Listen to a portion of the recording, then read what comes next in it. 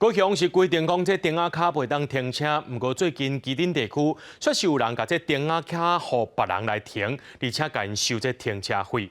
交通局和警方拢表示讲，无论是停车的或者是放停的，拢已经违法咯。按照相关的法令，是会当开罚单。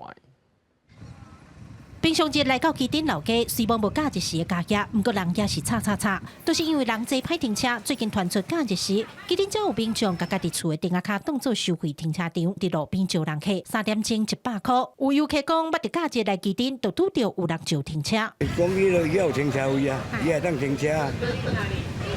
啊，看要停个做伊闯去啊。啊，有较俗吗？较俗哦，是无较俗啦。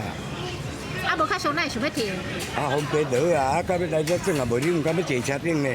因为歹停车谈方便，亲像安尼拄着招人客，就去停伫电话卡的行为，无论是收钱的厝主，也是停车的人，拢是违法。警方讲，高雄市的电话卡敢若有开孔奥多摆，若是无影响过路人空间，才会当停。汽车是全面禁止。今年1月到5月26为止，高雄拢总处地1088件，其中基隆区有3件。另外，交通局也讲，将电话卡当作收费停车场抵用，相关会当罚2400块。私人不得擅自占用或经营，也无权收取费用。依据《道路交通管理处罚条例》规定，那其人违规停车，处新台币600元至1200元的罚款。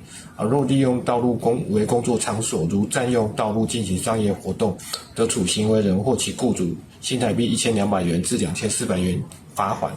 另为维护人行空间顺畅与行人通行安全，本分局已主动加强巡逻稽查密度，针对辖内交通热点，依法取缔违规行为，以维护行人权利。交通局表示，因会继续甲警方合作，针对违规招人客，也有违规停车的状况加强处理，也请民众停车爱选择合法的场所，避免受罚。记者柯家族区朝阳高雄场报道。